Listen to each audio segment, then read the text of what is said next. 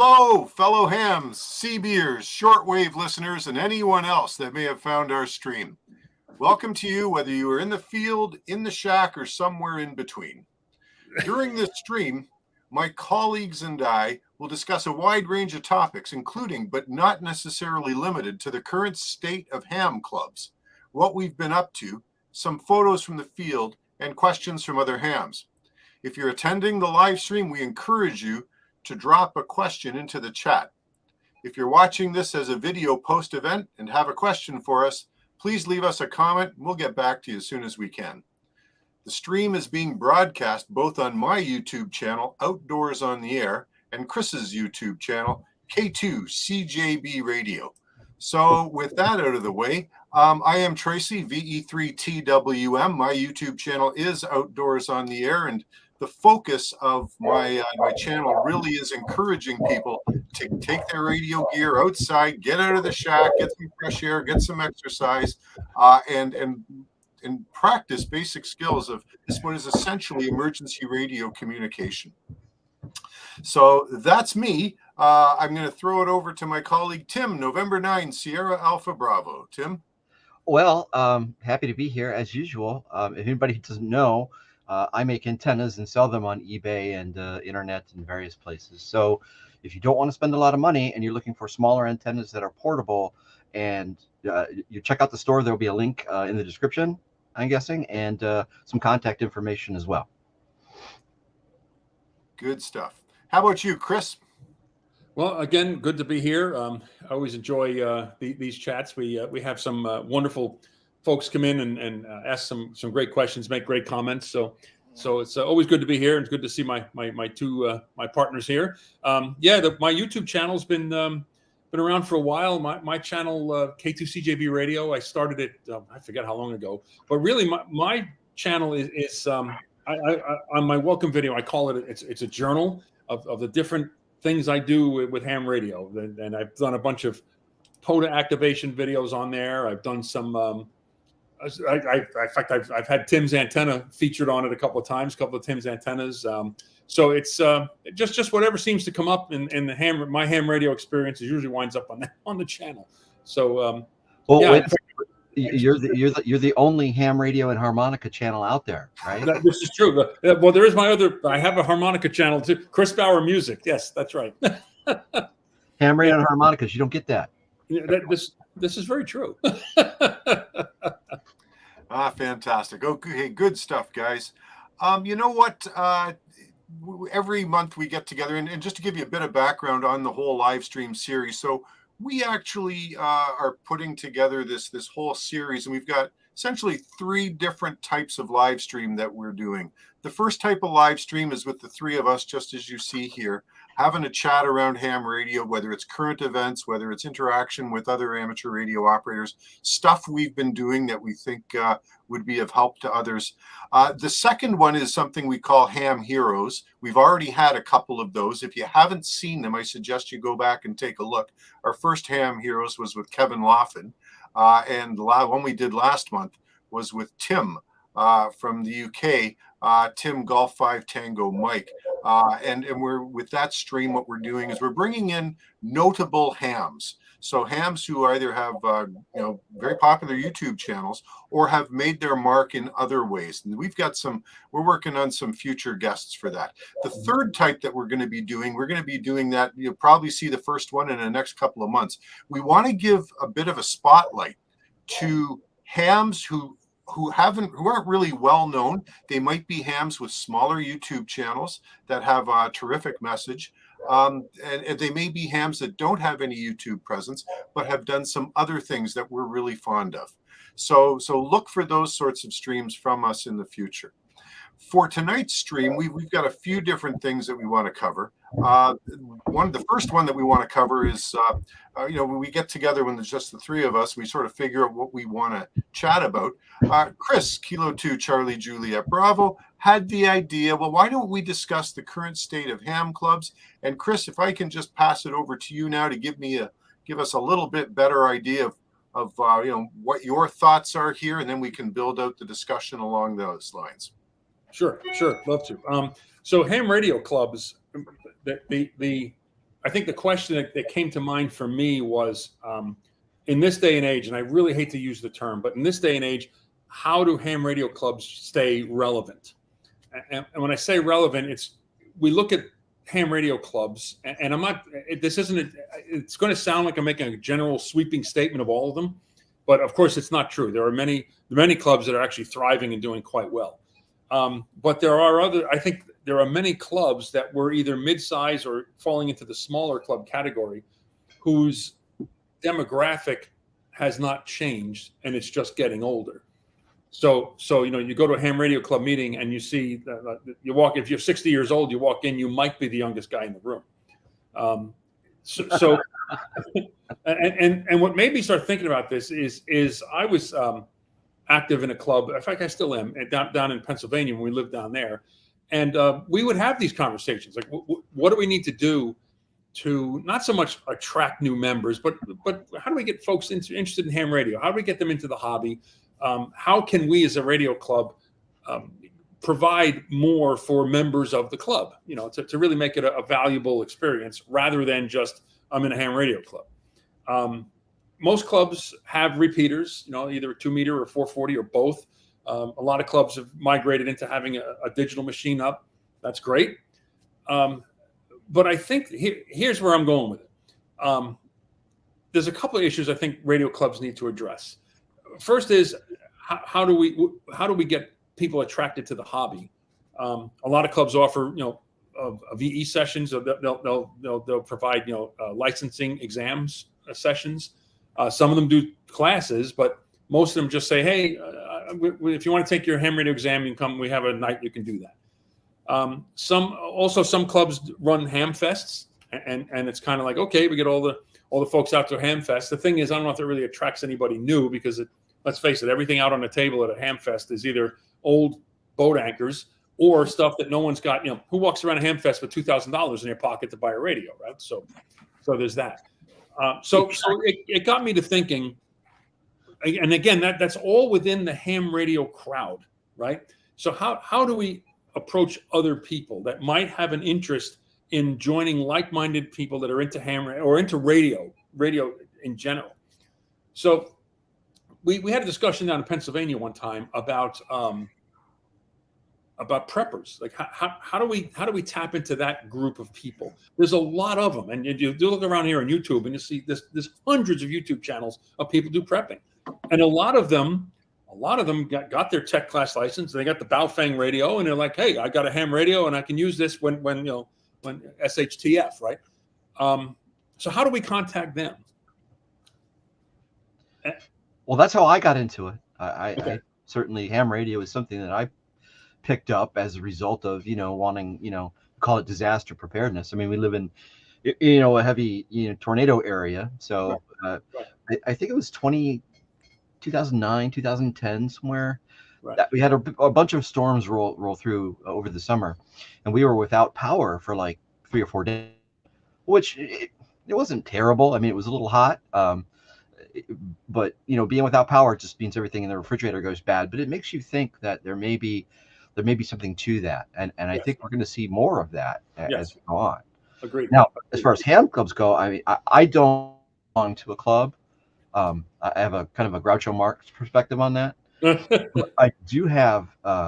There are clubs out there that I deal with, and probably the first club that comes to mind is the Vero Beach Ham Club, which is the. I don't know if you've seen Jan and Eric, their videos. He's got the Ham Radio Concepts channel. Yes, yep. So we do a lot for them, and I think if you center clubs around like activities, right?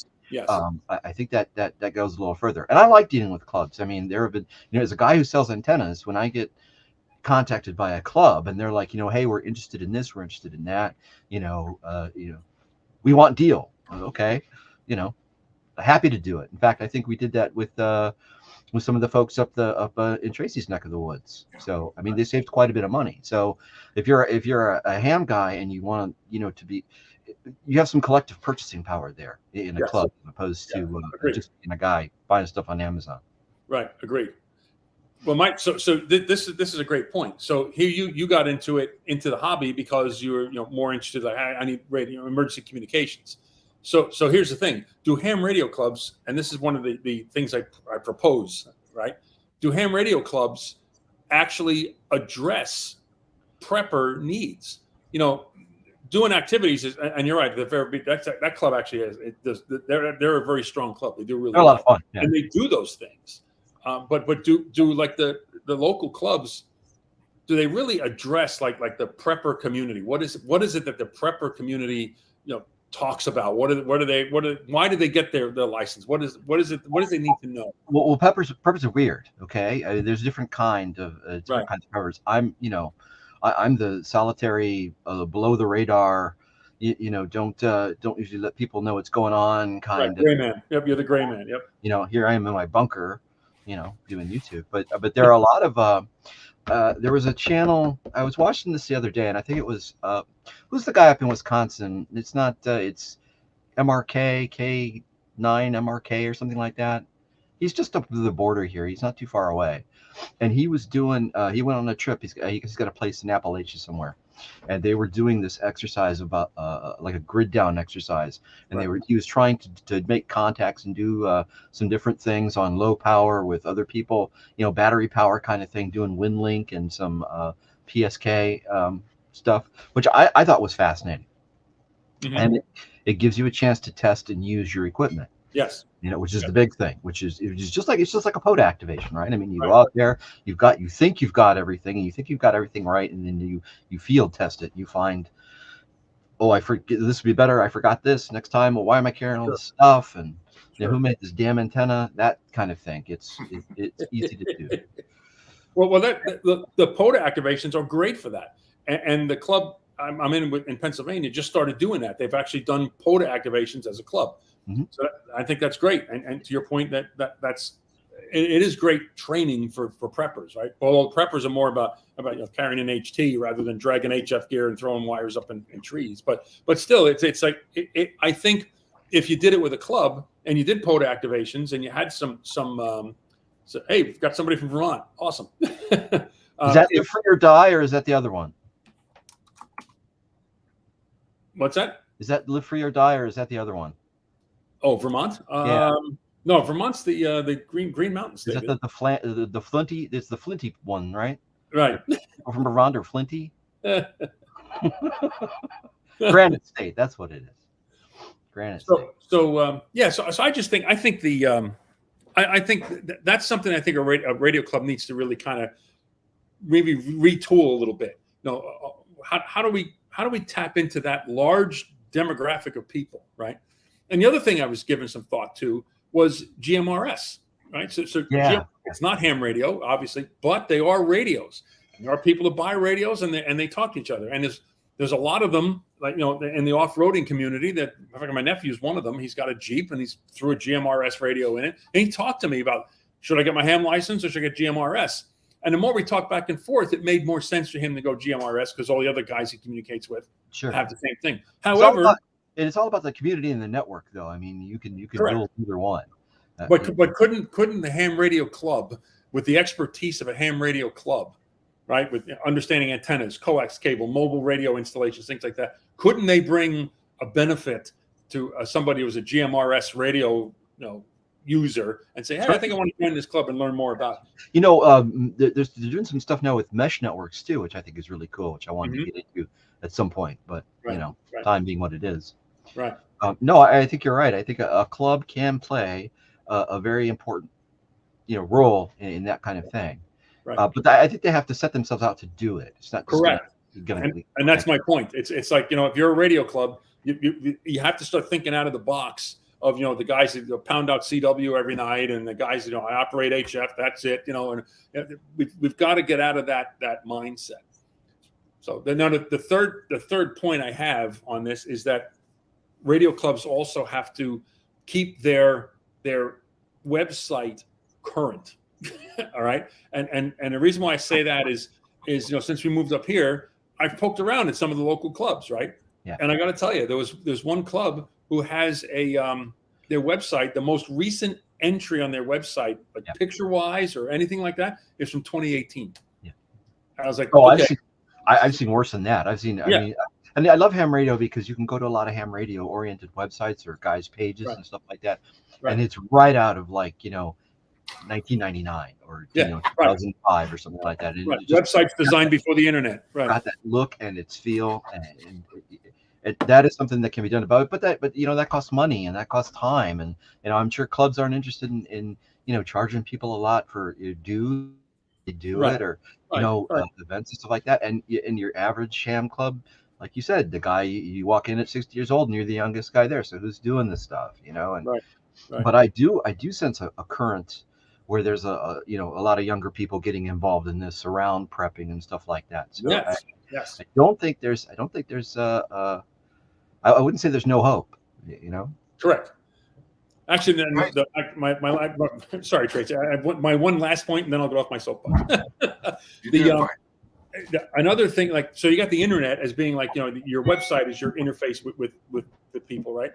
But also your net that you operate on your repeater. A lot of clubs run nets every week, right? Yeah. So sitting up here one night, I had my HT out on the porch, and I just put the HT in scan mode to listen to all local machines. And it seems up here in Connecticut, Thursday night is net night, right? So here's the thing. Of the 5 or 6 nets that I heard, most of them, I think only one actually had a net where they talked about things. Most of them were the guy got on, he read a script, and then people checked in, and it was a classic, like, K2CJB in and out. Yep. So all they do is they check in and they're gone. So by the end of it, so if you here I am, I'm a new guy in the area, right? Well, let me see what the clubs are up to. What am I going to learn about your club if your net is loaded up with people saying in and out and they're gone? Yeah. Okay, I don't even know who these people are. A bunch of But they've been doing it so long, that right. heck, we can't get new people. Okay. We're now the club in Pennsylvania. I think they do a smart thing. Their net's on Sunday nights, and they actually, the net control operator comes up with a topic for everybody to talk about, and they do a little round table about it, like 2 or 3 times around the circle. Now, like if you're listening around, like, oh hey, you listen to the net, you'll learn a little bit. These. So, anyway, there's my whole thing on radio clubs. So Cool. No, thanks for bringing it up. It's an extremely relevant topic because, as anybody who's spent any time in ham radio knows, ham radio clubs historically have been very hit or miss. Some of them are a closed group. They're a clique, very true. and they don't really want any additional hams. Now, I don't, and what I'm passing on is purely anecdotal. I do know that there are clubs like that, and even some, town clubs or city clubs can be like that. You sometimes even see the attitude on the local repeater, which is sponsored by the club. It's like a newbie gets on, or somebody who's in from outside the area, and they put out a call on the repeater, and nobody comes back to him. 3 minutes later, one of the club members comes on. 3 minutes later, one of the club members come on. There's like 4 or 5 guys going back to him. So that's been going on. I want to tell you a story about the ham club in my city. Now, you two gentlemen were kind enough to get on a Zoom meeting with them last year. Right. I guess it was earlier this year. And here's a club that back in the 90s, it fit that mold of being the old guys club and the burned out old guys club. I was a strapping young buck in my 30s back then, and I held up my hand somewhat naively and said, "I'll do the newsletter for you guys." And so I quickly found out that, this is not going to be a problem. It's like, I'm just going to go to the club members and have them submit articles. Well, guess what? Not only did they not want to submit articles, this is a club for maybe 40 or 50 people at the time, but they were relying upon me to actually write the article. Oh, jeez. Yeah. So I did that for 2 years, and I said, I am out of here. It's like, because they come back after I put together a newsletter, and they complain. They say, well, you didn't have enough articles. Yeah, you didn't have enough articles. And it's like, seriously, guys? Yeah. But that club has morphed considerably. They are they have transformed themselves completely. Good. Today, that club has more than 150 members. Fantastic. They're attracting new hams like wildfire. Yep. They've got ham classes, which are done over Zoom. and they've done such a good job with these ham classes that they are attracting hams or prospective hams, not just from our city, but from right across Canada.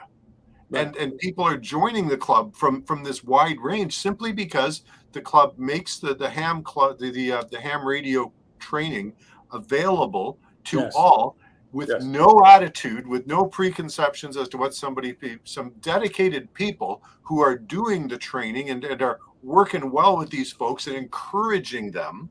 Right. To the point now, where the membership tripled over the past few years. Now, certainly COVID had something to do with that, but if you don't, lay down that bed of rose petals to invite people in, they're not going to come. Even those that, and you don't, you got to walk that line. You don't want to be turning away people who have that germ of an interest that Yes. you want to help see that blossom. They've been able to do this, and hats off to them. That's the way to do it. And by the way, if anybody ever calls on the repeater, there's always some of the old guard there saying, come on in. Hey, and by the way, that call didn't go quite right. You should have said this. You should have said that. But all in a friendly, encouraging manner. Good. So there are things that can be done even for the people who just sort of organically move over. In the interest of ham radio. So your point is like there's no sad ham stuff going on in that. No. Right. So Louis, I think I'm saying it right. Said I would say that people like the tech prepper is topping on the interest of the prepper interest, and that's very true. I don't know if you guys have seen that channel, the tech prepper. He's got some good stuff. He does some great work, all about man packs and portable operation. The guy has I've learned a lot by actually watching his channel. So, yeah, but you're right. That shows that there's an interest in the ham radio crowd, right? Tim, like yourself, right? That guys are into doing that stuff. So these are the guys I think the clubs need to start to address.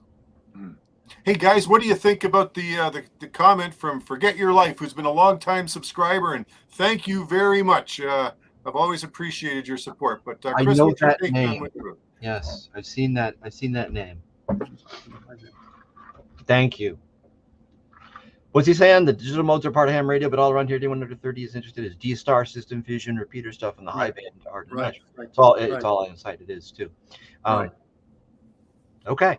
What I would say there, just I'll jump the gun a little bit here. What I would say is that hey, ham radio is the most incredible hobby in the world. We have something for everybody. Right. And just because you're into this stuff now, when you're a younger ham, for example, who knows what you're going to be in 5 years or 10 years. Once you get your first taste of ham radio with stuff like this, you could be a DXer in 10 years. You could be into Moon Bounce or some of the other crazy it's a stuff. rabbit hole. Yeah, it's a rabbit hole. It really is. It is. The thing is, you could, if the club, if a local club has a D-Star or Fusion repeater, right? Then guess what? You can run a net on that repeater, and you can attract these folks that like, hey, we're a radio club, and go figure we use the digital modes, and go figure we actually know something about these things. So, yeah, absolutely. Yeah. Okay, so there we go. Somebody agreeing with you. Yeah, the tech prepper. Yep. Yeah, hats off to the tech prepper. Yep. Alden, Roundtable Net on Sunday. And you run an Aries net. Alden, I'd be interested if you throw it into the chat. How long have you been licensed? One thing that I've seen in my area, there's a group of newer hams. And by the way, when I say newer hams in my area, I'm not talking about young people. Right. I'm talking about middle-aged people, men and women, who are moving to the hobby. There are new hams. We used to think, we're losing the youth, but I guess what we're seeing now is that folks, they get their jobs, they get their family, and then they, some of the pressure that goes off a little bit. They have an opportunity to fill their time with something that'll expand the gray cells, and some of them are looking towards ham radio. So Alden, I'd be really interested to hear how long you've been in the hobby. And where I was going with that is that there's a net locally here, a simplex net on 2 meters. That's some hams, middle-aged guys, maybe even a little bit older. They started. They were CBers, and there's a lot of ham radios that do this thing with the CB. We got into that a little bit last Yeah. month with Tim from the UK, Yeah. which is completely wrong. I was a CB'er back in the 70s. We all started it. Yeah, it's a great place to cut your teeth. Anyway, they run a very successful simplex net that gets 25 30 check-ins on a weekly basis, which is a really cool thing. They're running simplex. I think that's fantastic. Yes. Okay, so I'm going to move on just to the next comment here. So Waylon, check this out. Ooh, that's Paradise. horrible. Oh yeah, you guys, that town got wiped out with that fire out there. That's right. Oh geez. Well, I'm glad you're okay, Waylon. So Waylon, so here's a question. And there was talk about the California Fire, the State Fire Commission. I probably got it wrong, but had said that they were no longer going to provide free, like rack room, like equipment room space and tower space for ham radio repeaters. I don't know how true that is, but I had heard that through a couple of sources. So, and if that's the case, a club like in that area, or even just hams in that area, if they were relying on a repeater and like, oh, by the way, well, we're going to start charging you for the tower space. That's the end of that. Yeah, that would be a crying shame. That would be, that would be inexcusable as far as I'm concerned. From a government thank you, Waylon. organization. Thankfully, you got through that. That was horrible. Yeah. Okay, we got another comment here. So Alden. Alden's coming back to us. Look at this. Alden, you are a shining beacon Yes, of what new hams can be and why we should be embracing them with open arms, ham clubs included, encouraging everything. You've been licensed for only 5 years and the club president for 3 years. Congratulations and thank you for your contribution to the hobby. That's great. That's great. And you're running some nets. So this is, and I'm assuming that they're not like, in and out kind of nets. An Aries net, I know you really can't do that with, but I think just if you have a roundtable discussion, that's great. Yeah, absolutely. Okay, Tim, any further thoughts on clubs? On clubs? No. Okay. No. Would like to see them proliferate a little more. Yes. They are good. Clubs are good. Just open the doors a little bit, roll out that welcome mat. Do what you can to encourage the new hams. They are our lifeblood. If we're not growing, then we're dying, right? I mean, that's just the way it is. Well, the first time, let's see, when I first got licensed, and I put up, it was an old Comet 2 meter, 6 meter, 440 antenna, and I was actually able to get that up about 25 or 30 feet or so, and I was picking up. I start by listening, right? And I'm listening to all the stuff that goes on around. And there's actually a club out in Volo, I think it was Volo, somewhere around there. That's like the first actual conversations that I started having with other hams. There was a guy out there, KK9DX, I think was the call sign, and there were a couple others. And it was me here on the lake, and then they were out in Volo, and then there was another setup in Kenosha. And we would be able to hit each other on, and I had a Mosley 2 meter beam that I picked up. It was an ad somewhere. Somebody was selling a Mosley 2 meter beam for like $50. I got that up in the air, and you can, with that thing, you can go across the lake if you get it up high enough. It was really cool. So, yeah, they were a club, and I never joined or anything, but it was, having the conversations with them and, them telling me stuff is how I learned a lot in the first beginning. Yeah. So clubs are good. Yeah. Hey, there's a comment here from 741. I just want to give a shout out. Whenever I recognize somebody who's signing in who's got a YouTube channel, and I'm pretty sure 741 does, Yes, Chris, does. you can correct me if I'm not. He's done some really impressive stuff. So Yes, if you're watching this and you haven't had a chance to check out his channel, please go do so. But look at this, guys. What do you think about this? This sounds just like an amazing project. It is. Actually, Rob's not far. He's on the other side of Hartford from where I live. So that's why you saw me ask him where the club is. But yeah, that's fantastic. Yeah. Thank you for your contribution to the hobby. Yeah. Really appreciate it. Okay, we got Alden coming back here, and he's saying, "Hey, the Sunday net lasts for 1 hour 30 minutes." He's putting in some time. Wow. Yeah, that's a commitment. Sure is. That's a beautiful thing. I hope he's on a good relationship with his significant other. All right. Hey, listen, we got Waylon weighing back in here with regard to the fire-stricken town. Look at that. Look at that. So the state of California now charges the amateurs to use the same repeater space they've had for decades, and your property taxes will go up too, my friend. We're slowly getting pushed out of places we've had for 50 plus years. Yeah, I heard that, and wow, there it is. Wow. That's a crime. That's going to hurt clubs, right? Because the club dues, most of the money goes to support the repeater. Yeah. So now it's like if you got to pay rental on the space. Yeah, man, that's going to hurt. Okay, guys, listen. We're going to switch gears a little bit. First, we have a question from Brian. Now, I have never been a CW op. I did pass my CW test to get my license. Either of you guys want to take this one for Brian? Do you think CW will fade away? No. No. I don't think so. I agree. It won't fade away. No. It won't. Yeah. No. It's got to be here to stay. You know, there's a reason people who are into sailing pick a sailboat over a powerboat. You know, it's a different experience. And CW will get through. Of course, digital modes will too. And I think so. What I'm understanding is I heard somebody on HF today as I was working. I get to have the HF radio on as I'm doing my working away in the salt mine here. And he was saying, you know, he goes down to the bottom end of 160 early in the morning, and he used to hear CW stations, and now all he hears is FT8. So I guess there's been that kind of impact going, but I don't know. I'm hoping when I hit retirement age that I'm still sharp enough up here that I can actually learn the code and start doing some of it, because it's just got that appeal. There's something about it that says, you know, like that's real ham radio. I don't know. I guess I've got that. I think you're right. And again, like let's go back to like the prepper idea, right? So, okay, say you know, everything hits the fan, right? What are you going to do? You're going to take your radio. You're going to go out for communications.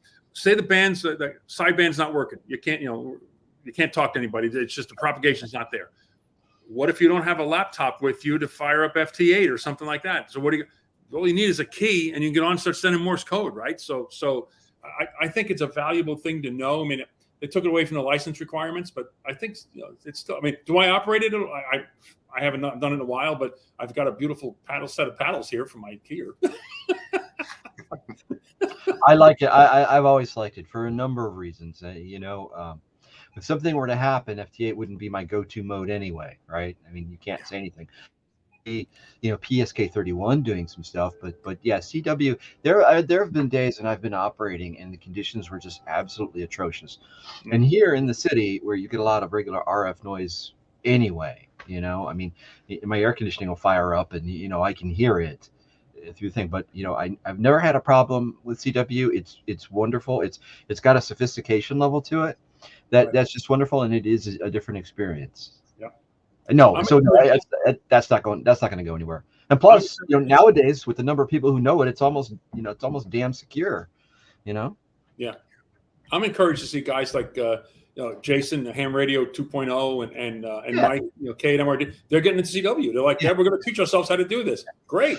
Listen, as much as I love digital modes and everything, it's just when you go out on 20 meters or 40 meters on FT8, and there's just 100 stations, and it's loud, and people are cranking up the power, and it's just obnoxious, and it's uncivilized, is what it is. But then you can drop down 20 kilohertz or so, and then get into the CW, and you can start to pick out all the individual actual conversations and things like that.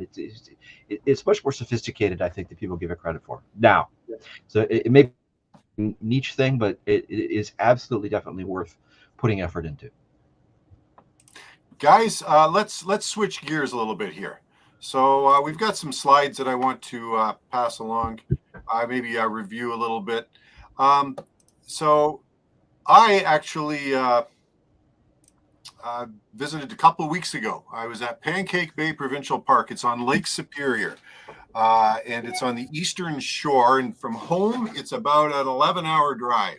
So significant investment to get there. I just wanted to send a couple of photos along to, I love to encourage people to get out there. Well, when I go camping and stay at a park, what I like to do is do at least one hiking trail. And this particular this particular park has a trail called the Edmund Fitzgerald Trail. Oh, nice. Now I'm getting chills just thinking about it. So you stand at this, you have to hike up to this lookout. And I'm telling you, it's a pretty good hike. It takes about an hour and a half to get up there. Tim? Why do they call it the Edmund Fitzgerald? I'm glad you asked. Trail? So you see the lookout here, you see the placard. You're looking out in the direction 17 kilometers. What is that? 11 miles or something? Ish, yeah. Straight out is where the Edmund Fitzgerald. Is that where that happened? That's where the boat went down. And I'll tell you, I stood up there. I had goosebumps. I'm just thinking about what those poor men went through. Mm. I'm getting chills now just talking about it. Wow. Unbelievable. It's a terrible story, but a wonderful bit of history, and it's a way of telling people about what happened, especially younger people who weren't around in the 70s to hear that stuff and may not be familiar with that haunting song by Gordon Lightfoot. Well, not only that, though. I mean, I don't. Do you still see lake freighters? Oh yeah, no, there was one going by as we were standing up there looking out. It's a major route. They bring all kinds of raw materials from the western ports and bring them down to the east. When I was a kid, there's a gypsum plant right on the lake here nearby.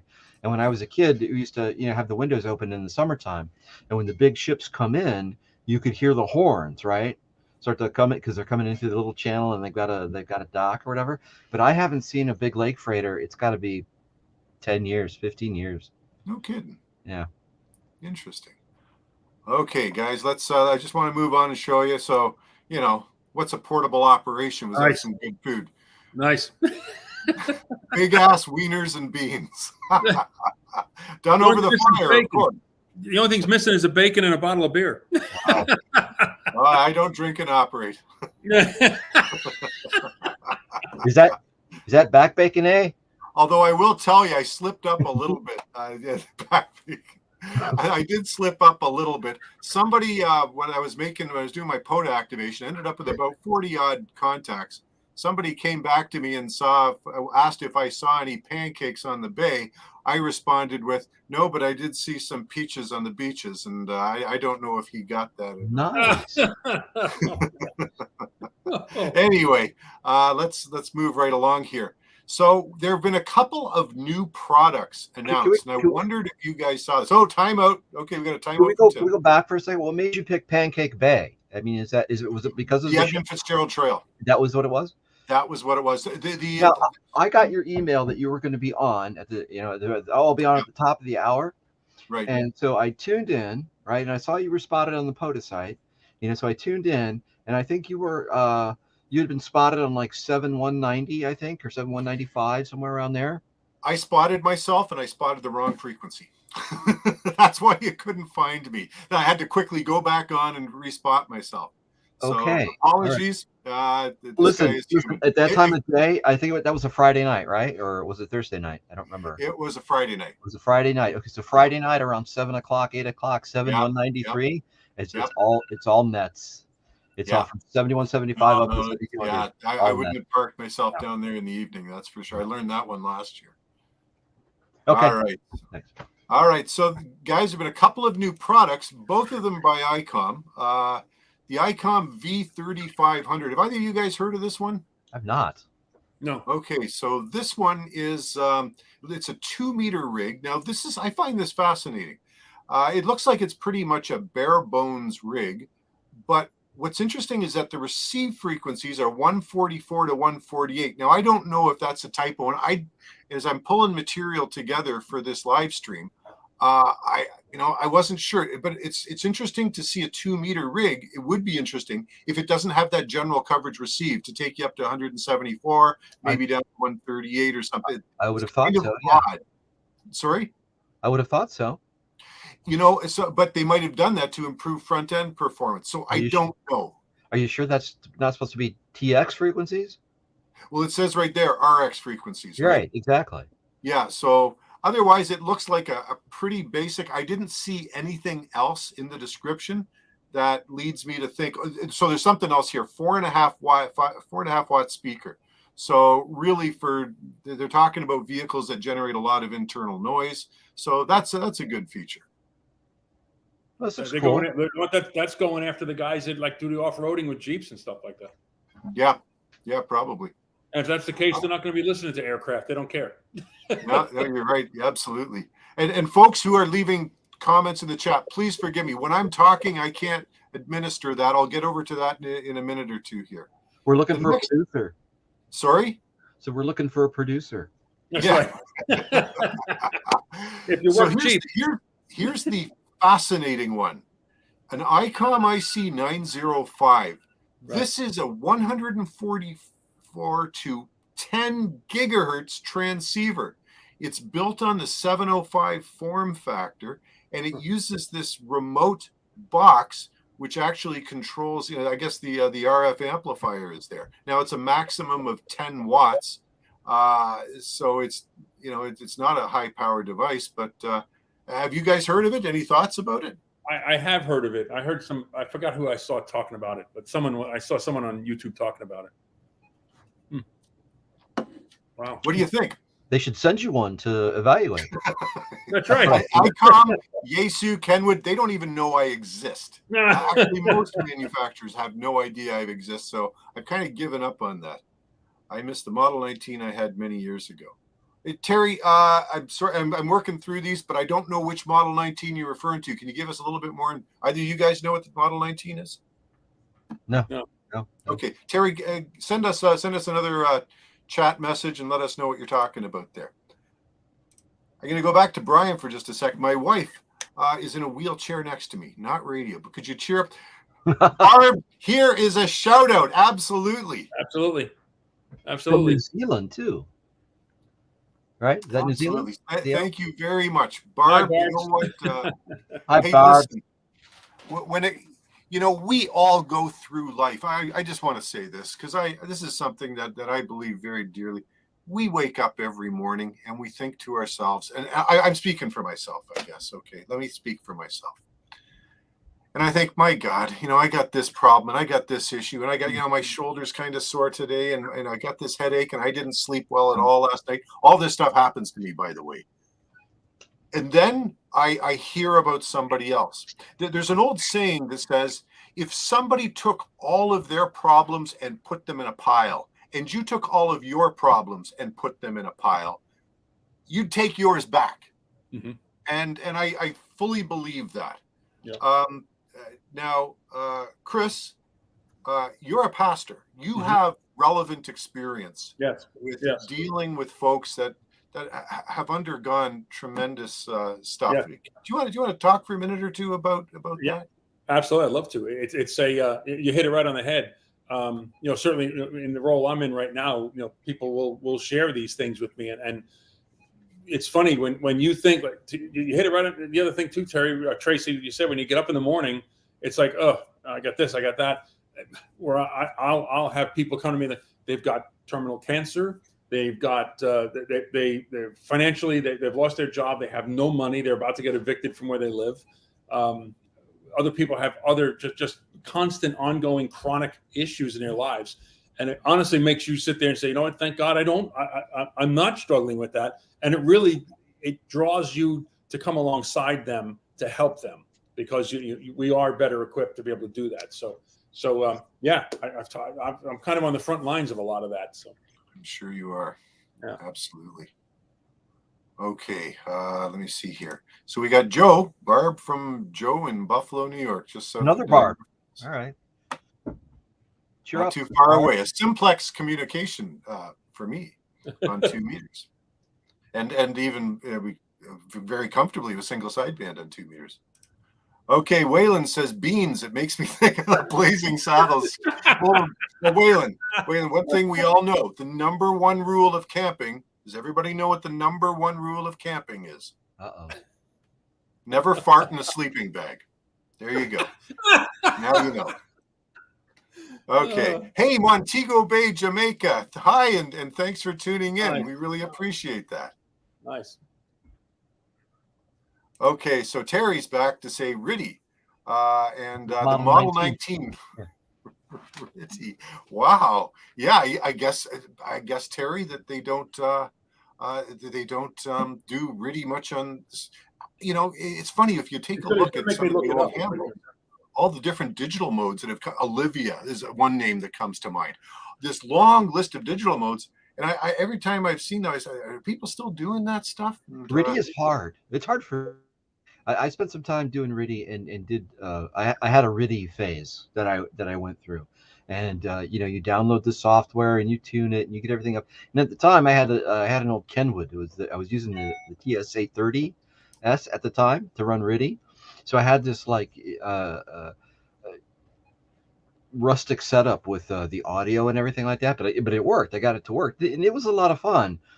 And especially during a contest, I think you kind of need it. I mean, nobody does RIDI unless it's a contest or something, right? I mean, that's where you get all the RIDI signals coming from. But that's right. I went through the phase, and it was fun, and it's something that I would do again if I hadn't switched computers and would have to redo the software again. That's the Model 19. Oh, sweet! I love that. Wow. That sucker would make a lot of noise. My wife would be complaining. Oh my gosh. Yeah. Get that thing out of here. I love it. We should do a vintage equipment show at some point too. Yeah. There's a lot of vintage equipment out there that I really love. My wife goes antique shopping and flea markets and stuff like that. Everybody's wife does that, right?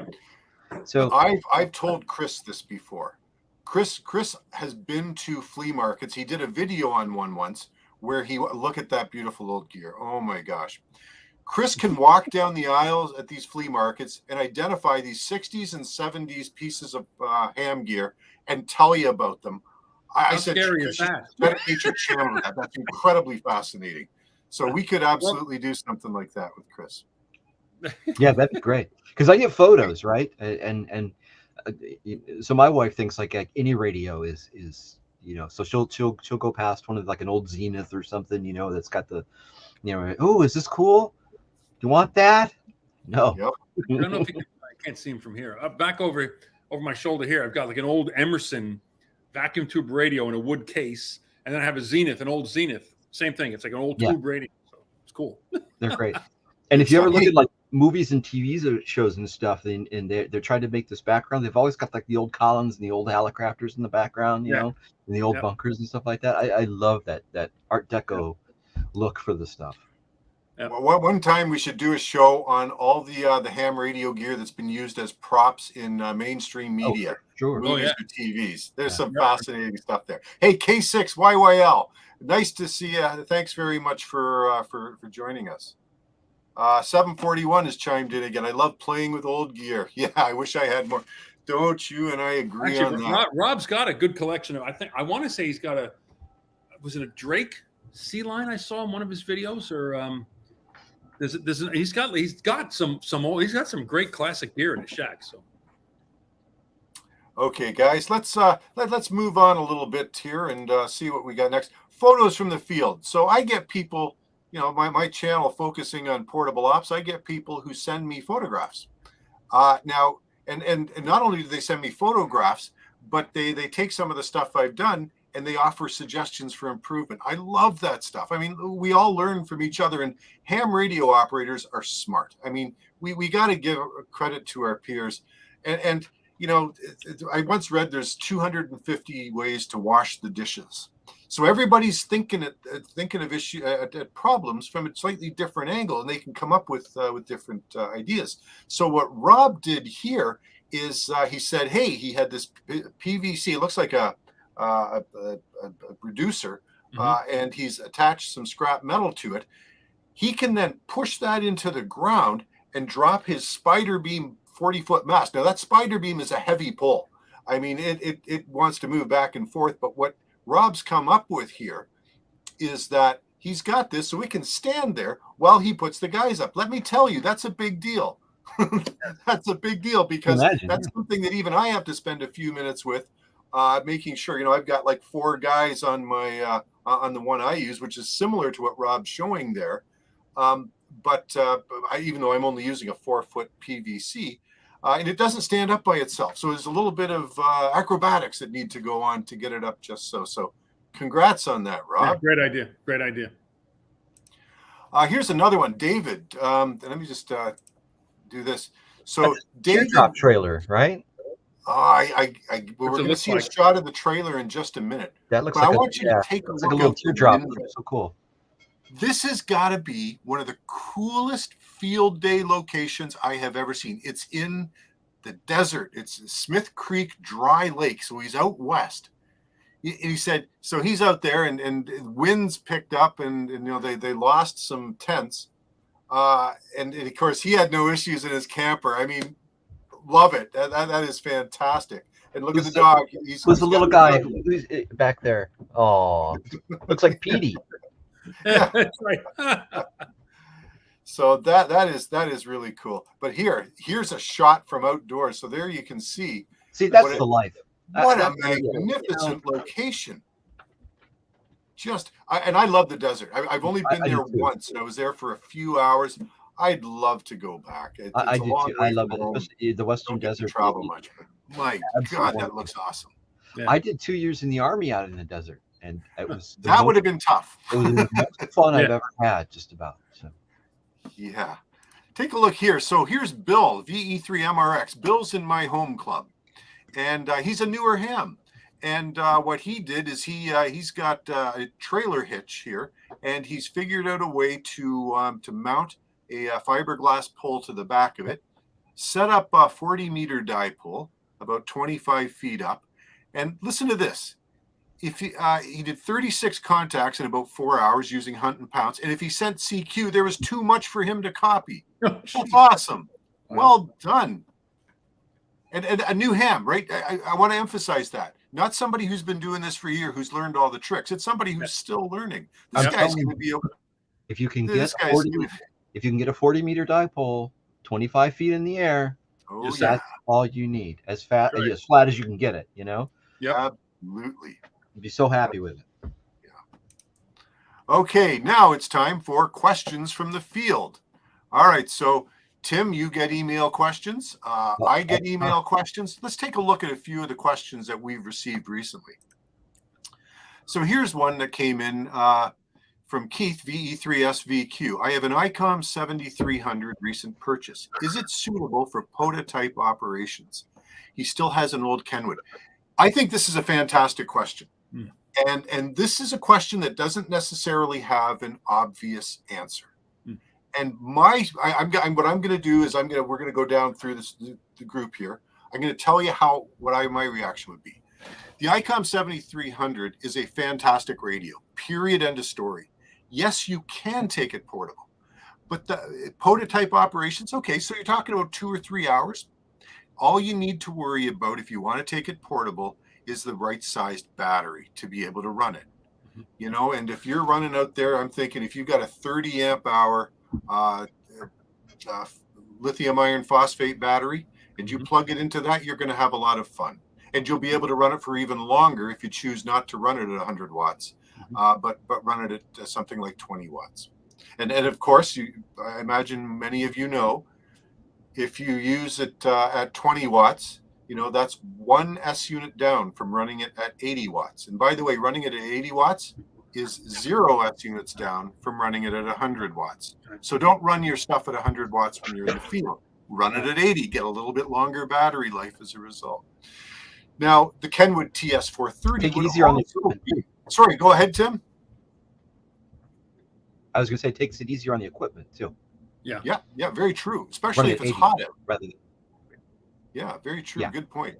I still have my Kenwood TS430S. So, of course, the same rules apply. Take a look at how much the rig draws on receive. That's a big deal. And it's funny, a lot of those older rigs from the 80s and the 90s, even though they're pretty simple when compared to today's offerings, they have a pretty high current draw on receive. And you may find that a rig from that era can draw as much as a 7300, even though there's a lot less going on under the hood and it doesn't have that big, beautiful display to run. Right. It's all a question about battery. The one other point I would make about the 7300 is it's such a beautiful radio. I'm not sure I'd want to be carting it out into the field on a regular basis. Tim, do you have any thoughts about this question? The TS430S, I love the old Kenwood radios like that are just absolutely fantastic. If you haven't had the opportunity, check out Yankee Electronics, like Yankee Kenwood Repair. They're in Green Bay, Wisconsin, and they have a store, and it's a Kenwood repair shop, and they do like primarily Kenwood stuff. It's JAHNKE Electronics, I think. If you like old Kenwood equipment like that, like I do, that's the place to go. Paul Yankee, and they do a fabulous job. That's it. How about you, Chris? Any thoughts on this? Yeah, actually, and I agree with Tracy on the 7300. It's a beautiful radio. Why would you want to take the chance of throwing it in a bag and screwing it up? And the battery life thing, absolutely. So all of those things I agree with a lot. Here's the thing I would add to that is most parks you can kind of drive up to your operating position, and maybe there's a picnic table or something, a park bench or pavilion, something nearby where you can bring the bigger battery, the bigger radio, and set things up. But there's a lot of locations where you have to hike a distance to get to a place in the park where you can set up and operate. Do you really want to be dragging a 7300 and a larger battery and the antennas and all the other stuff you got to bring with you? It seems to me like it's a lot to drag out to do hey, you know, there's a new Xiegu, a G102 or whatever it is. It's pretty cheap, I hear. Yeah, I haven't heard good things about it. $250. What are you gonna do? Yeah, right? How bad can it be?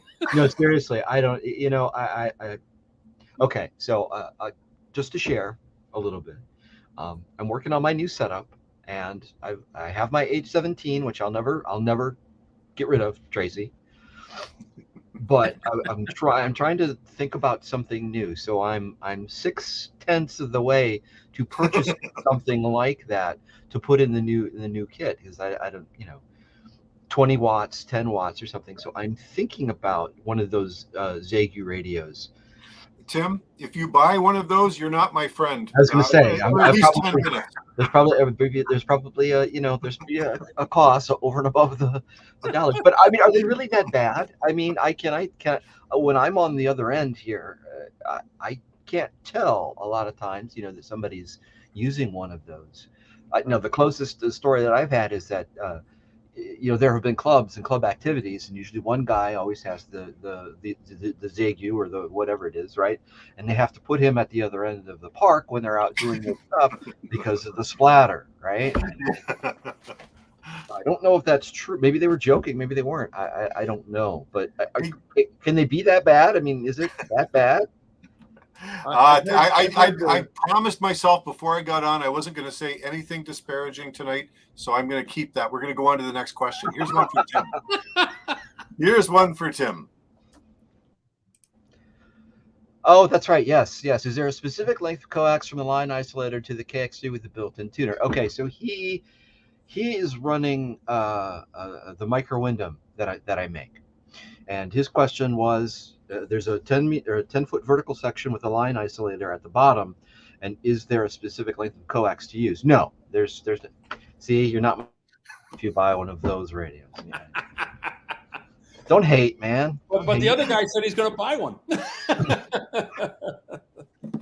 See, here you go. I was suspicious of them that the G90 is a great little radio, especially for Poden. No splatter. I don't know. We'll see. I'm torn. I'm not dogmatic in either case.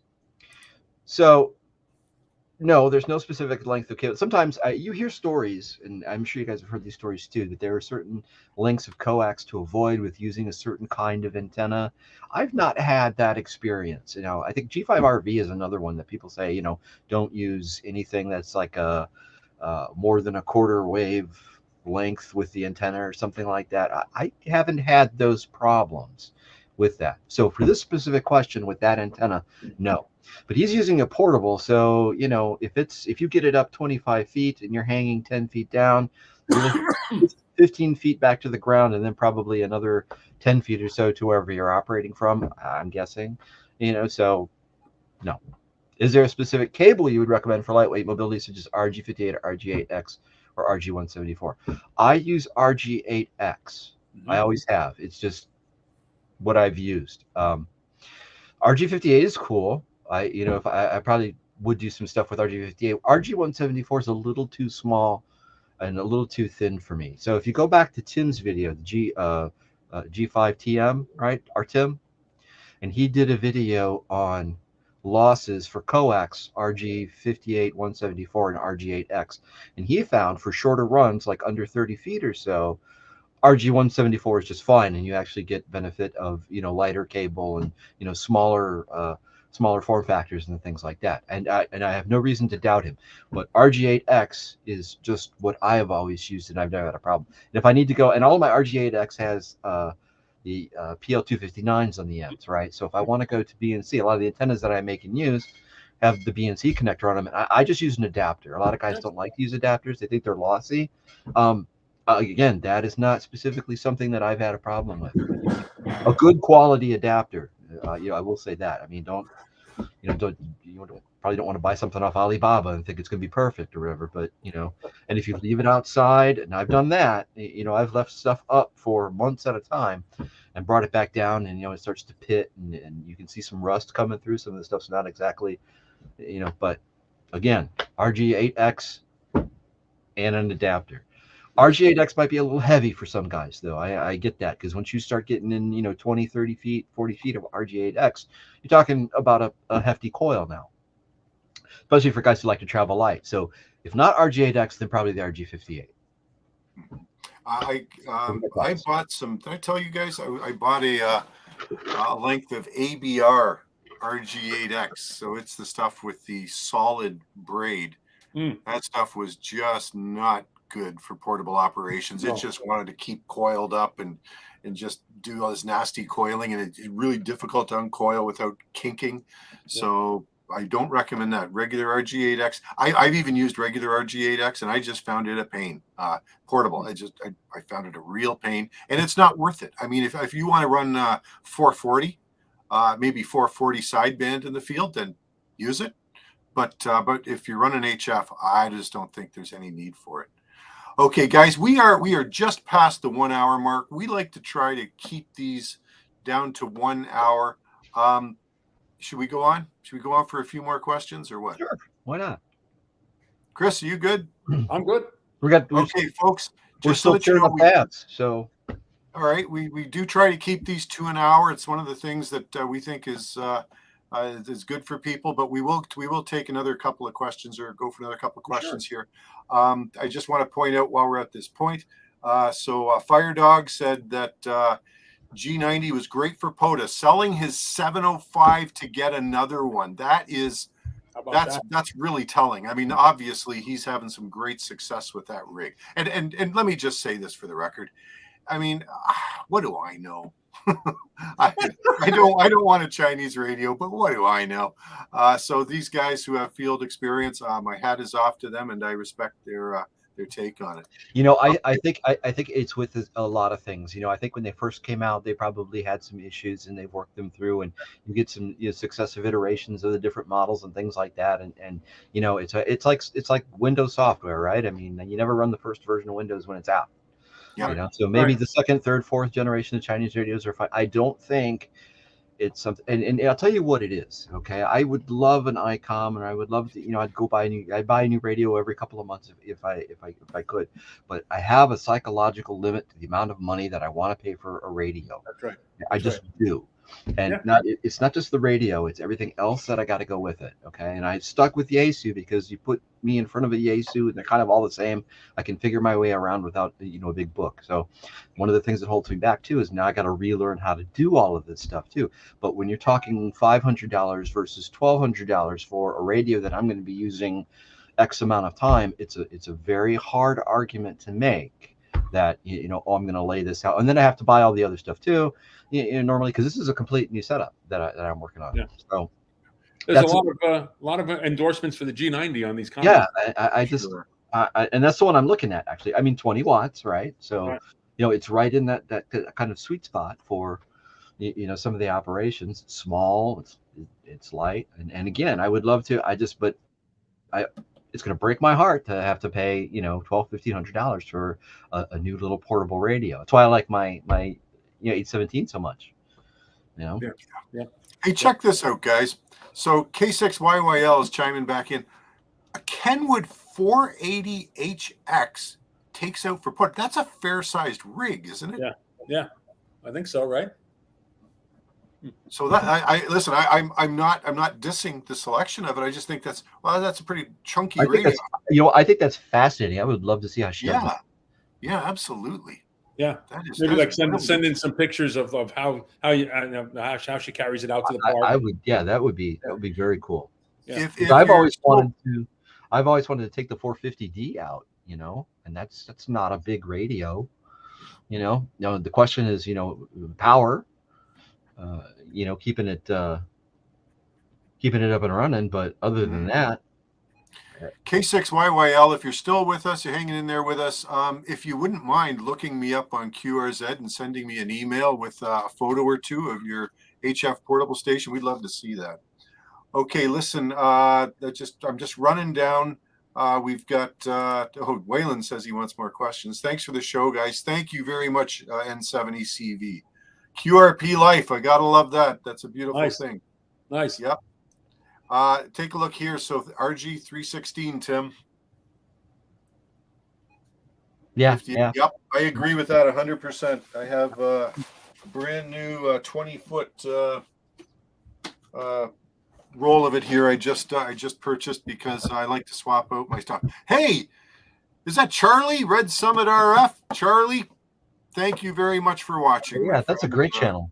Oh, it's awesome. He does. Hey, did I tell you? I heard from Coastal Waves and Wires. He took my 20-meter dipole to Poland and had some fun with it. Oh, that's awesome. Which is really cool. Yeah, he just put up a video. Check him out. It's Walt Coastal Waves and Wires. He's one of the guys. He's one of the guys with a little bit smaller channel that we wanted to try to bring on. I thought that was really neat. And just thank you. That's incredible. I love that. It would be nice to, we're looking to have him on a future stream, aren't we? So he can maybe tell us about that. Hopefully he took some photos when he went. Red Summit RF, if you haven't, folks watching this, if you haven't seen Charlie's channel, it's awesome. A lot of summits on the air stuff, a lot of portable activation. So that's right up my alley. Charlie's done some great stuff. So be sure to check out. He puts out a lot of content too, I've noticed. Oh yeah. He's able to do that, which is fantastic. And he did he did a ham radio and 3D printing thing that was actually very interesting too. I haven't seen that one yet. Okay, take a look here. M617. Operating style is the biggest consideration. Yes, sir. Yep. Look at that. Very relevant questions. Yep. Absolutely. One point I'd like to make about that, we just going back to that whole idea of taking a rig like the 7300 out. I implore people. This is a public. I'm begging you, when you're taking your beautiful rig, if that's all you got for portable ops and it's your pride and joy, don't eat beans and franks. Something nice to put it in, something that will protect it, something that will hopefully keep it from getting damaged if it's dropped, if the packaging is knocked over. You open the back hatch of your car and you got your stuff piled up and your rig's there. You open the hatch and this bag falls out onto the floor. It's going to break your heart if you don't have it properly packaged. So take the time, spend a few bucks, get something that's going to protect your gear. Just to prevent any heartache, because there's a lot of heartache. I had a beautiful DX160. I don't know if you remember those old Radio Shack. They weren't really good shortwave receivers, but I was heading up to a local provincial park. I didn't have a pack. That's a good sized shortwave radio. I wanted to take a little bit of a video of just using it with a campfire in the background to tune in some international shortwave. My buddy was helping me load the car. I didn't notice the way he put it in. I was going to, just do something. And we got to the park. Literally, I opened the door and the DX160, which was in immaculate condition, tumbled out onto the gravel parking lot. And it just got damaged to a point where it nearly made me cry. And that wasn't a very valuable radio, but just a word to the wise there. Okay, K6 YYL is back. We're talking about the TS 480. There you go. It stays in the RV. Okay, perfect. Yep, and that is perfect. Now, here's something I'm interested in, and I'm going to be doing in about 2 weeks. I'm going to be taking my FT890 or Sure. 991A out portable. I can see that. He takes it on hikes with him. Yeah. Oh, I can see I that. mean, I've got it. Power again. Power is going to be big. 10 of those 40 pounds is going to be batteries, probably, right, Waylon? I'm guessing. Yeah, Waylon, what do you use for batteries when you go on those hikes? That 991 draws, best possible case, because I've done the measurements, 1.4 amps on receive. That's going to eat those batteries really fast. Yep. So anyway, I'm when I take mine up, I'm using a 30 amp hour battery to sit on a picnic table. I won't be hiking with that one because I've got the 897 as well, about the same size, about the same weight. I would not even think about taking that one hiking. Yeah, he's got the bioenos he's using. Okay, that works. Yeah. Okay. Pelican cases is that the Joe? Is that the Joe that was no? We did the session with the club. And there's a fellow there who had found some Pelican cases for cheap, right? And Pelican cases are perfect and beautiful. Well, you go to Harbor Freight, you get the Pelican knockoffs for like a third the price. Yeah. For Canadian hams watching, there's a store called Canadian Tire. Go to Canadian Tire. They've got a series of toolbox cases. They're called. They're called Maximum is the name brand. They're actually manufactured in Italy. So they are plastic on the outside, foam padding, very secure clamps all the way around. And like all things from Canadian Tire, you never, ever, ever, this is a Canadian rule, you never buy full price at Canadian Tire. You never pay full price. You wait until it goes onto a flyer. And then they have them at 50% off. I got a couple of big ones here that I take my 991A and sometimes the other stuff with. It cost me $100, but it's a beautiful case. There is nothing happening to those radios. And if you're using a case like that, by the way, always put, you buy a new pair of shoes, you get a little packet of silica gel in the box. Keep those, pop those into those watertight cases because they keep rust from developing on the metal inside. Just throw 2 or 3 of those in and you're good. Okay, what else we got here? So, Waylon says he's got 2 Bioenos at 3 pounds each. Yep, that works. For the 991A? That's what I'm reading. Of course, we don't know what size they are. The Bioenos are really light, so. Well, right, but my 30 amp hour, it's not a Bioeno. It is made by a brand called Markham, which makes them for fish finders. It's 30 amp hour, and it's a hefty box, not heavy if you're comparing them to SLA, but not light. Right. They still have some heft to them. Okay, Red Summit RF, Charlie's pitching in Apache cases. Yeah, that's the Harbor Freight version. There you go. Okay, we don't have Harbor Freight up here, so I can't talk to that one. We got something called Princess Auto. You ever heard a stranger name in your life? Okay, also have a T-Water Power Film solar panel. Okay, that makes sense. The power films are nice. Yep, I like to put everything in a pack, and Pelican cases take up. They're very bulky. They are. Yeah. I use solar, and they fold. So there's like a 15 watt or something like that foldable one, but I wanted to get the power films. Everybody seems to talk those up pretty well. Yeah. Okay. I still have Canadian Tire money. So for years, Canadian Tire would give you Canadian Tire dollars, like paper dollars. And it was a percentage of every purchase that you made. They'd give them back to you to encourage you to come back and spend those because they were like 25-cent denomination, 10-cent denomination. I mean, I had a stack of them that high at one point. I think they've done away with them since. Okay. Good evening, all. This Old Ham Show. Thank you very much, KB3OR. Hey, really appreciate it. That's my friend Steve from my Pennsylvania club. Oh, fantastic. Steve's all about, he does a lot of 3D printing and battery packs. He's got a great little channel. Oh, cool. Very cool. All right, Joe, N0LSD, M16. Field radios, yeah. Anybody familiar with the M16? The M617? No, when I was in, at least in the military, the vehicle radio was a Prick 77 at the time, and they were just moving to the Singars version of that, right around the Gulf War, the first one, the good one. But the M670 is a man pack, I think. I don't. Okay. Batteries for those things they're like bricks. You might as well just pack your pack with bricks. VA3 empty beer mug. Hello from Burlington. Okay, here's a couple. Do we still have no frills stores in Canada? Yes, we do. There's one just across the street from me. Yellow labels. Oh yeah, yellow all over the place in there.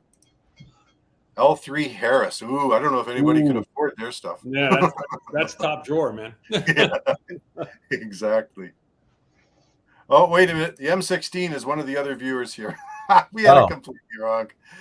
He was referring, he said 100% is really a shame. Yeah, okay. All right. Thank you, Joe. I guess it's getting late. I'm getting a little sleepy. It's okay. All right, guys. I think we're going to put a wrap on this one. We're at 1:15, but lively conversation. You know what? Lot of great input. If we could do just one thing, did we talk about the guy in Japan? Sure. Hang on a sec here. I do have the slide. Okay, so I don't know what to tell him, honestly. He wants to do. He was looking for an 80-meter wire antenna for this kind of setup. My suggestion was, 80 meters. He wants to. Apparently, 80 meters is big in Japan, right? So I heard everything's big in Japan. Well, he's got a metal roof, right? He's got all of these different challenges, and it's just I was kind of at a loss, trying to just go through this kind of stuff. But I wanted to put it out there to the internet and say, my thought was, maybe a magnetic loop or a small vertical with a coil would be the obvious choice here. But he wanted to do something with wire, so I don't know.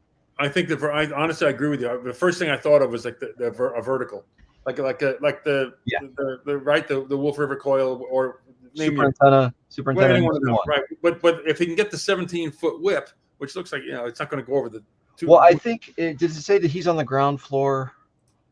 I think he was on the ground, a ground floor, and he wanted to do so. The best thing that I could tell him was, maybe if you did like an end fed in like an L, if you look at that balcony thing that he's got on the side of there, I guess that's his too.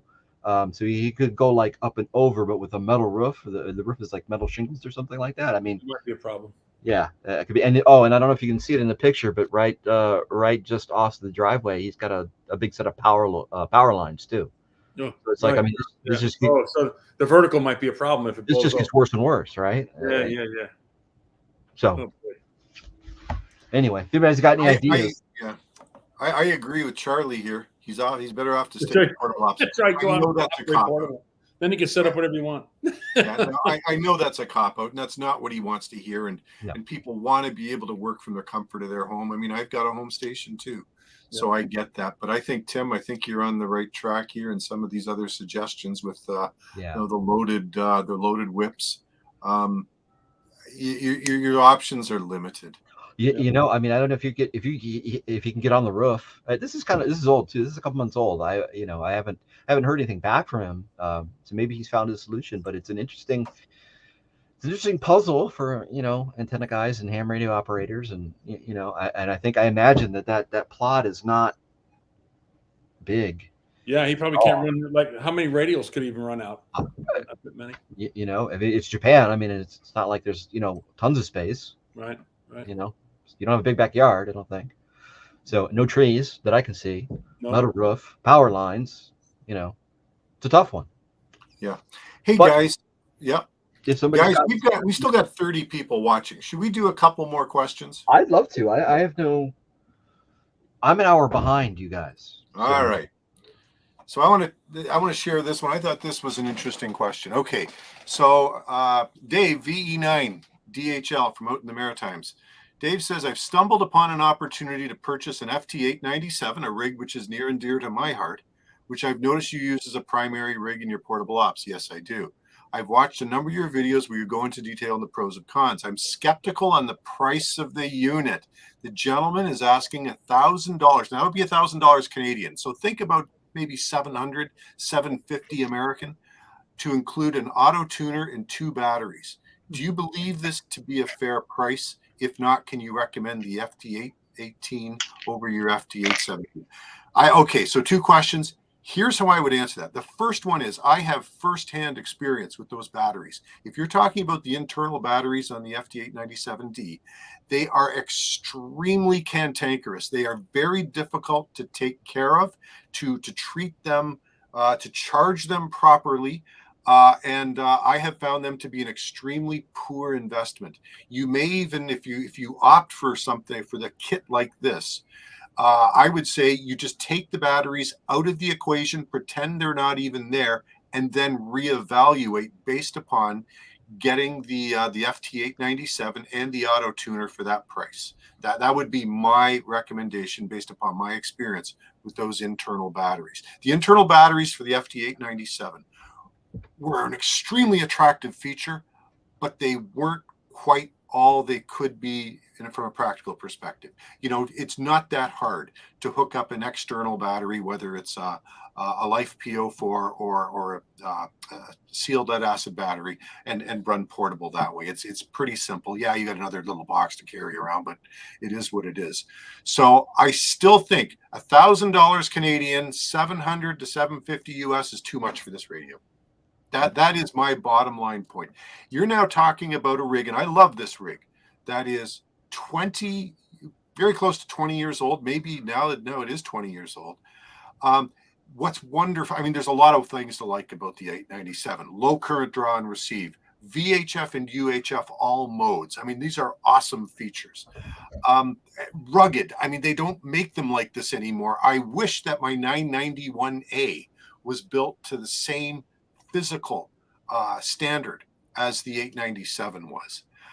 The auto tuner, just so that you know, if you're talking about the auto tuner that was sold as an accessory for the 897, it's called the FC30. I've got one bolted to the side of my 897. It is a 3-to-1 tuner. It is not a wide range tuner. If you're looking to do some antenna experimentation, to work with antennas that are not resonant on the bands you want to operate on, you're going to be very disappointed with that auto tuner. For me, it works fine.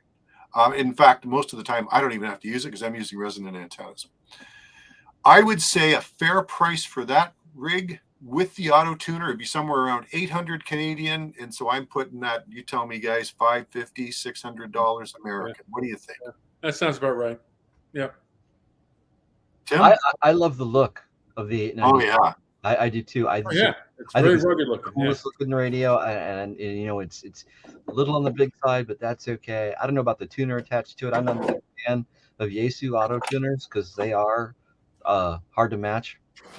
But for that money, you could get a brand new 891 almost. Check out the handle on this thing. I mean, just the handle. This thing is a beast. It is solid as a rock. So I'm a huge fan of the radio. Just don't overpay for it. In these days, I don't know what you guys are seeing for used gear. Some of the used prices are just ridiculous. I put a video up a few years ago. They were ridiculous 5 or 6 years ago, and they haven't gone down. I think some of them have gone up. Yeah, I think they have. And specifically though, the 897 to me has always seemed to command a premium over some of the other used Yaesu radios. Whenever you see one on eBay or something like that, it's always a little bit more. So if you love that radio, $500-600 would be fine. But again, I'm weird about stuff, So the only car I ever wanted when I was a kid was a Saab, right? And so I paid a lot of money to have this weird car that cost me a fortune. But that's the one I had to have. And if the 897 is the one you have to have, then by all means, pay for it. Right, you're gonna pay for it. Okay, so if and Tim, I think you raise a good point. Sorry to jump in here, but I'm a strong believer in this. And I think this is part of what's going on in the market, right?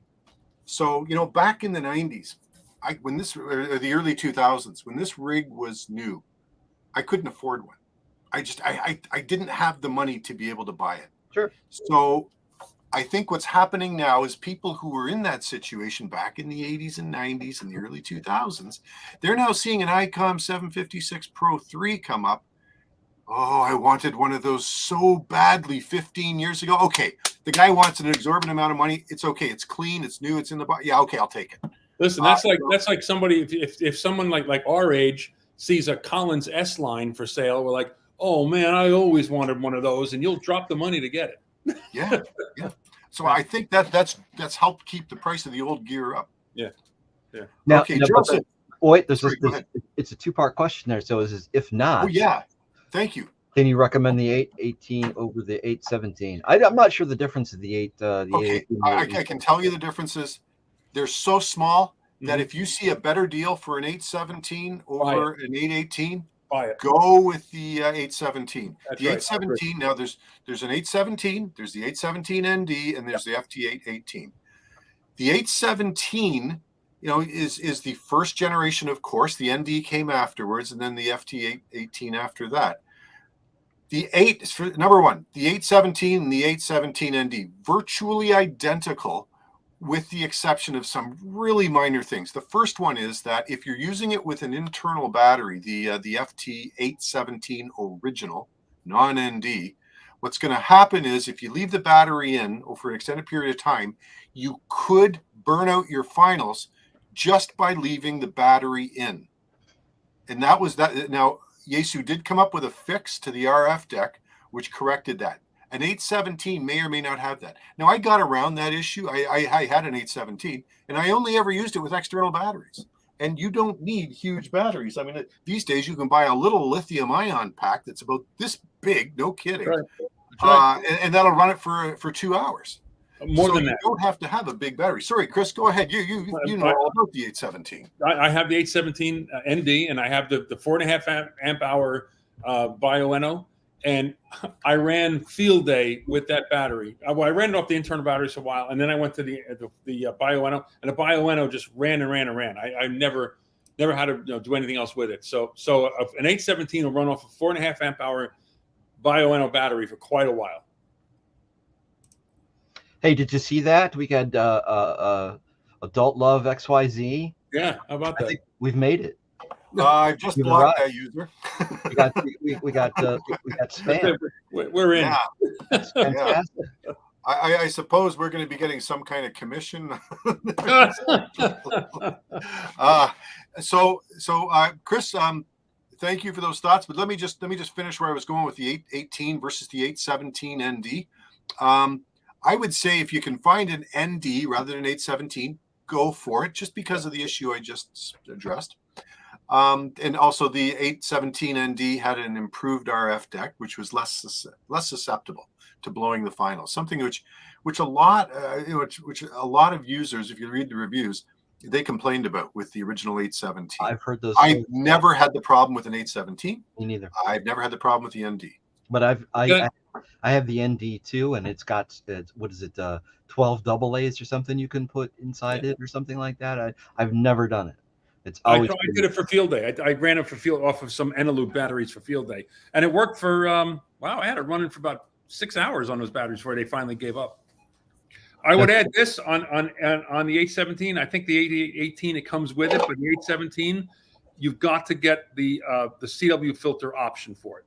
Yes, they're hard to find. I mean, I was shopping for a long time. I finally found one. I jumped on it, and the little feet. You gotta get the little feet too. Yeah.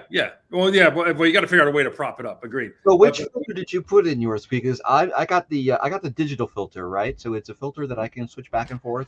I got the mechanical CW filter I put in. Oh, okay. So I got the other one. Yeah. Which works fine for me. Oh yeah, but if you just run the radio as it is in CW mode, it's got the sideband filter and it's wide open. So yeah. Next. Okay, so I would say you don't have to buy a new 818 ND. If you want to, go ahead and buy it. You will have a ton of fun with it as long as you go in with the right mindset, and that is the key with the 817 and any QRP radio for that matter. Hey, by the way, Charlie from Red Summit telling us he can get 6 to 8 SOTA activations on a 4.5 amp hour light radio for it. I would agree with that. Yep. Awesome. So. I hope we've been able to shed some light on that for Dave. Okay, Tim, That was that one. Yeah, I think Red Summit recommended what is it, the Chameleon MCOM for him. I Yep. guess Mhm. that could be that could be a solution. That might work. Sure Yep. could. Let me just Yep. see if we skipped something here. I think we did. Okay, Tim, here's one for you. Okay. Was using my newly acquired 706 plus tuner for 20 meter USB for FT8. Okay. Using FM mode 100 watts SWO power one. Okay. All right. Was very. Oh, this is the guy who blew up his end fed. Yes. So the conversation I had with him, just back and forth, and I ended up replacing. I swapped him out for the box that he was using. Probably don't want to run full 100 watts using FT8. I don't know if there's any really advantage to doing that. Right. But you're likely, in this case, he was lucky. He burned up the toroid, but he didn't burn up his radio, which Right. Could personally happen. Yeah. So I talked with him. It's like, look, you're running at 50 watts versus running at 100 watts, or running at 80 watts versus running a full 100 watts for FT8, which is like 15 seconds or 30 seconds. Yeah. Duty cycle for that. That can be hard on the radio too. So just be careful. Yep. And I think that holds true for any radio. I agree with you. If you're in Texas, the box is black, right? And so you've got some ambient temperatures that you have to deal with there anyway. So I mean, he's happy. We solved his problem, but it's I'm not telling anybody what to do, right? If you need to run 100 watts to contact China or something like that, bless you. But that isn't something that I would do, and that's not necessarily something that I would build the equipment to do either. It's kind of outside So Tracy and I were talking about antenna philosophy, right? Earlier. And my stuff is meant to be lightweight, but yet still powerful. So a lot of the antennas that you buy that are 100-watt antennas, you could probably take up to 200 and without a problem, right? But there's prices to be paid for that, and some of that is weight and bulkiness and stuff like that. So these are conservative engineering estimates are one thing, and the bleeding edge of capability is kind of the other thing. And I'm somewhat in the middle, right? So yes. So when I make a 100-watt antenna, yes, you can run it at 100 watts, but just there are limitations out there for everything. That's for sure. Okay, guys, I think it's time we put a bow on this. My day started pretty early, so I'm starting to wear thin. I'd like to thank everybody who tuned in, and everybody who's watching this after the event. What's up next for this guy? In 2 weeks, I am heading up north again for a camping trip with my nephew, Daniel, who has a bit of an interest in ham radio because his grandfather immigrated from Italy back in the 1960s and was a ham, and so Daniel's kind of interested in learning about ham. He actually got on a POTA activation with me last year and did a very good job. I'm actually going to put him on the mic this year. I'll be taking my 991A up. First time I've taken the 991 on a POTA activation. Really interested to see how that goes. And we're going to a park. Actually, you know what? I'm about to switch parks. I think I'm going to a park called Halfway Lake, which is probably a 6-hour drive north from here. But that's what's up for me. Tim, over to you. What's coming up for you? You know what? I'm busier than a hive of bees. It seems everybody, a lot, the whole POTA thing and portable operation and activation has become extremely popular, which I'm grateful for because I get to make antennas for these folks. So there's a couple of new things coming down the line. I did a 20-meter small space G5 RV. There's a 40-meter version of that now that's going to go up in a couple of days. And then I went and bought a 3D printer, right? So we're learning about doing all kinds of 3D printing. So I'm doing some other individual cases in different colors and different materials and things like that. And there's my call sign, right? I did that. Can you see that? Sweet. Yeah. So I'm gonna maybe there's an interest for these for people like who want to do that. What I really like, this is my polycarbonate carbon fiber version. Whoa. Which should be absolutely indestructible, really. Regular cases from the manufacturer, I use the Hammond, and they're all ABS, right? And they're beautiful cases, and they injection mold them by the millions, and they're beautiful. But I was looking for something with just a little bit more just a little bit more of a touch to it. So there's some great and ABS is wonderful, but ABS has a partner, and it's called ASA, which is acrylostyrene something or other. That's a little bit more weather resistant than ABS. So I'm going to start offering these things too and see if people like them. That is another rabbit hole all by itself. So I'm learning how to do all these things. So I've got 5, 6 different materials, different designs, and things like that we're playing with. But that'll be out soon. And then we're going to work on the Marconi. There's the G5 RV. There's just a bunch of stuff. But as long as people are interested, yes, certainly I'm gonna keep on trucking here. Fill your call sign in with the glow in the dark paint. That would look nice. There is you laugh, but there is a glow in the dark filament that you can use, that you can print with, right? Whoa. Which is something that I thought about. And there's flexible filaments and some other stuff too. To do that though, actually I had an idea for something like that was I would have to buy a dual extruder printer, right? But you can do different colors and different materials mixed in the same unit with that. So we're gonna get our feet wet first, and we're gonna crawl a little bit before we start trying to fly.